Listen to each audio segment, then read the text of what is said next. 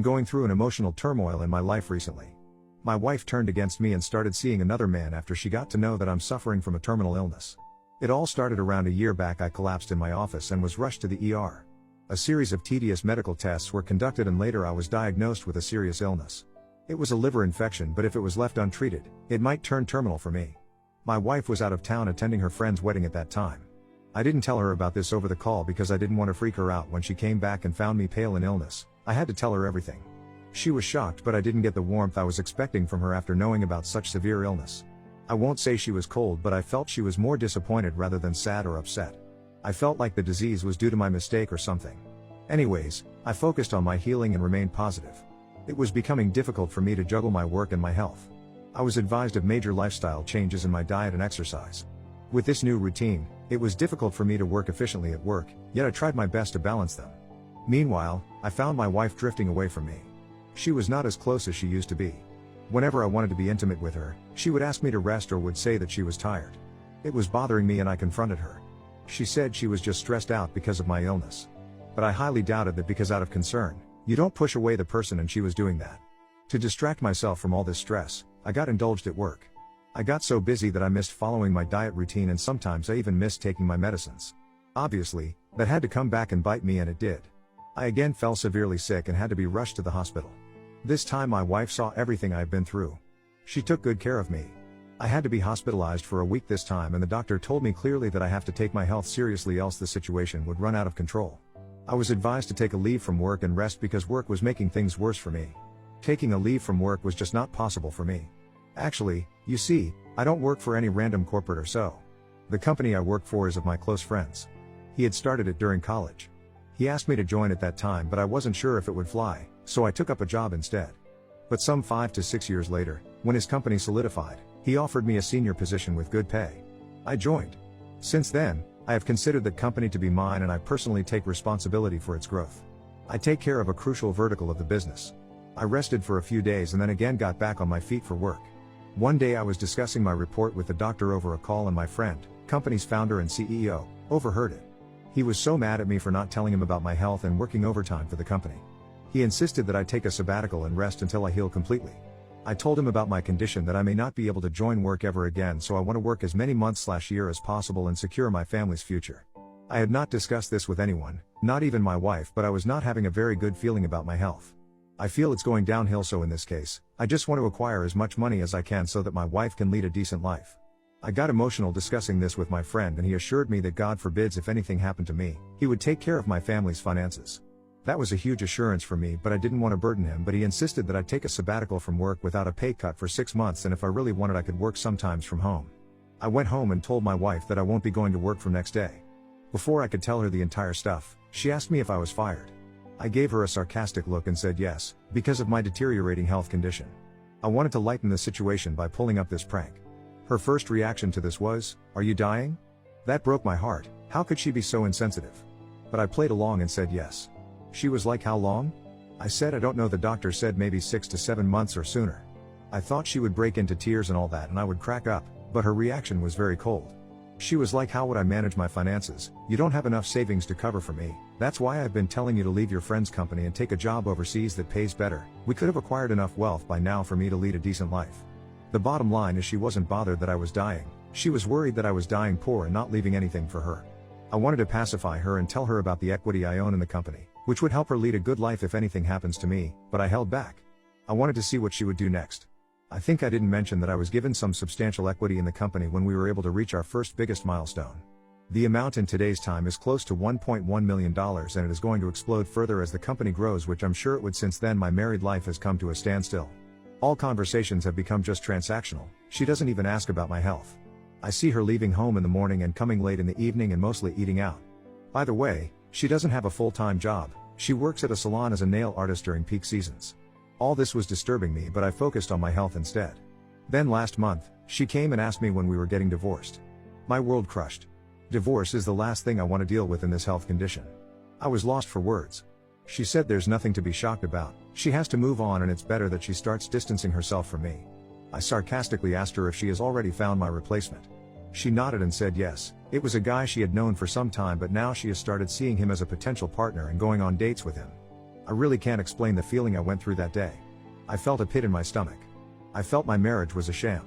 I have discussed this with my friend and he asked me to remove my wife. Well, I don't want to call her my wife anymore. Let's stick to J, from all my legal nominees. I have removed her as my legal nominee in the equity and from everything else. J doesn't know about the equity thing because I thought of giving her as a surprise at my retirement. The money would have become huge by that time. Gladly I had not told her, she would have masked her true self for the sake of the money. Edit to add, I'm diagnosed with a serious liver infection and if I don't take care of myself, it might eventually turn terminal. With God's grace, the doctors are still hopeful of my recovery from this stage provided I follow what they say, medication, lifestyle changes, rest, and all that stuff. I was just pulling a prank on my wife by telling her it was terminal to freak her out and that prank changed everything. Update 1. Hello everyone, thanks for all the kind wishes. Yes, you guys are right. I feel glad that I lied to her about my terminal illness and got to know her true colors, or else my whole life would have been a lie. We don't have children, my parents passed away a few years ago. I do have a brother but we are not that close, so whatever I have would have automatically gone to her. Despite my deteriorating health, I was working so hard over the last 1 year to earn enough money to leave for her, and in return, she did this to me. Initially, I tried ignoring her and focusing on my well-being. I joined a fitness class suggested by my doctor, followed a strict diet, went for runs, and did everything to improve my condition, but I wasn't healing at the pace I should have been. I realized whatever good I was doing for myself was ruined by the mere sight of my wife. I could not stand seeing her getting ready for the dates. She would come home drunk with smudged makeup, and we barely talked.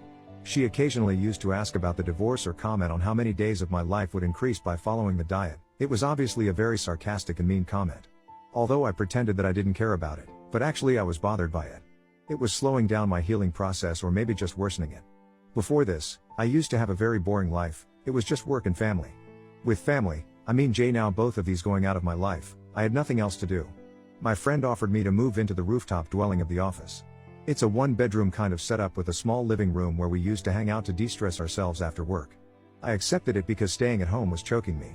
Staying there would keep me distracted, at least I would be able to walk down the office anytime and catch up with my team and colleagues.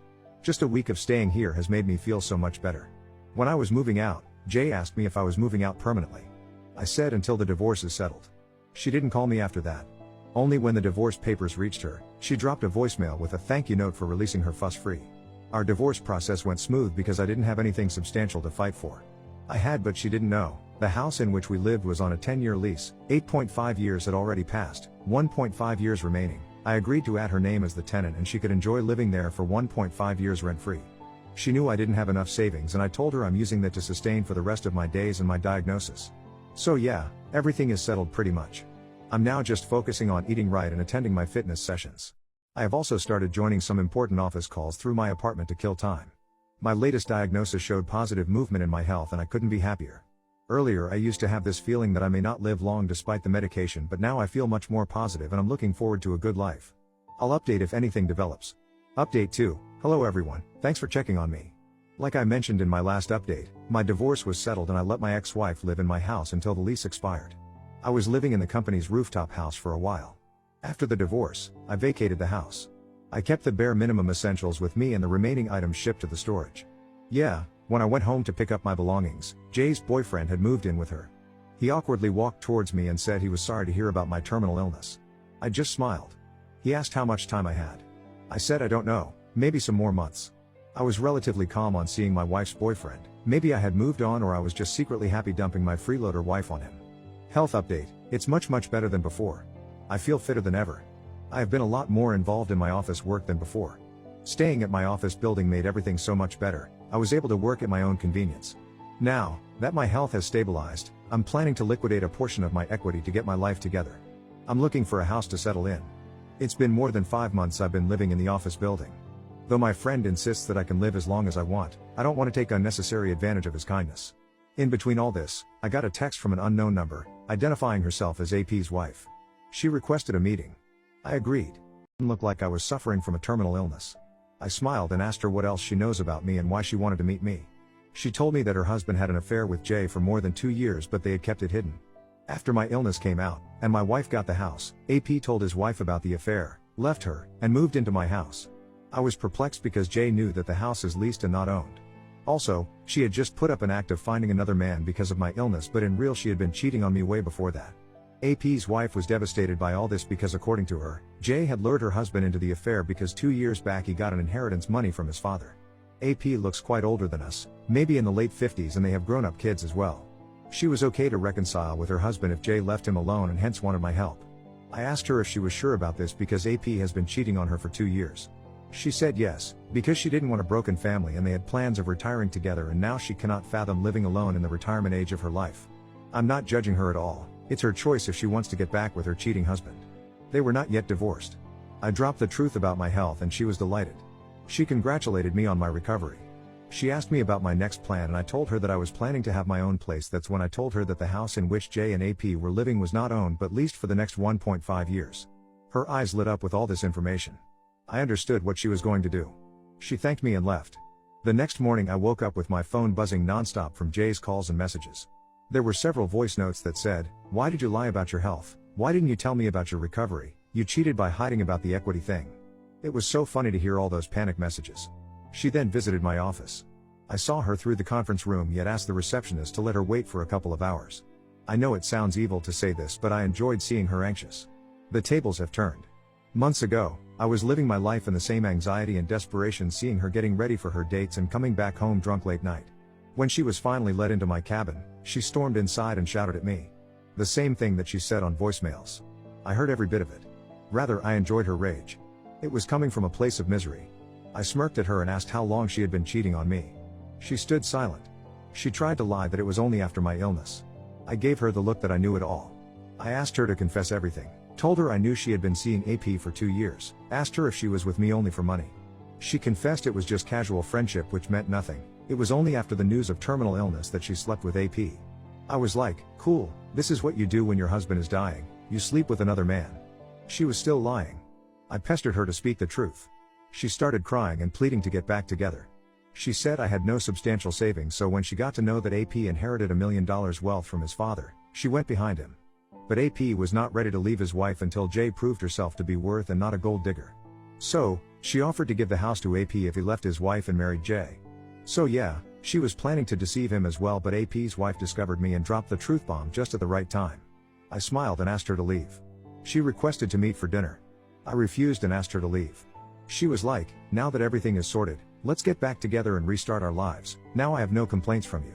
She tried to use her tears to get away with her request, but she forgot that she was no longer my wife and that I would give in to all her demands. I asked her to leave, else I would call security on her. I tell you, nothing is more fulfilling than seeing the defeated face of your cheater partner. I'll update after settling down with my new life. Update 3, hey people, I'm feeling so happy to write this update. My latest diagnosis report confirms that I have healed completely. I have lost almost 25 pounds from the time I was diagnosed with liver disease. It had to do a lot with my lifestyle. I was so busy making money for my family, read ex-wife, that I didn't care about my health. And of all it for what? For nothing. She divorced me as soon as she got to know I was dying. The last I updated on this thread was Jay showing up at my workplace asking for a chance. Actually, what happened was, after meeting with me, AP's wife went straight to AP and told him that Jay was a gold digger and was with him just for the money. Until now, AP was defending Jay because she had let him move into the house. But when he got to know that the house was leased and she soon would be completely dependent on him, he felt betrayed. There were several other lies Jay had told him to manipulate him into her skirts. She was indeed behind him for his inheritance money, but AP's wife was adamant about not letting that money go to Jay because it was for her children. Eventually, AP's wife was successful in throwing out Jay from AP's life. I don't know what dynamics AP was having with his wife and his family. AP's wife used to be in touch with me earlier and gave me updates, but now we don't talk. I asked her a few times how could she forgive her husband's cheating, but she was reluctant to take personal questions, so I didn't ask her further. Ex-wife tried all means to reconcile with me, calls, emails, texts. When it became too much, I blocked her from all platforms. When she got to know that I was getting a place for myself, she showed up at my office and sent me flowers and gifts at work. The thing is, she doesn't have a job. The house lease is about to expire in a couple of months.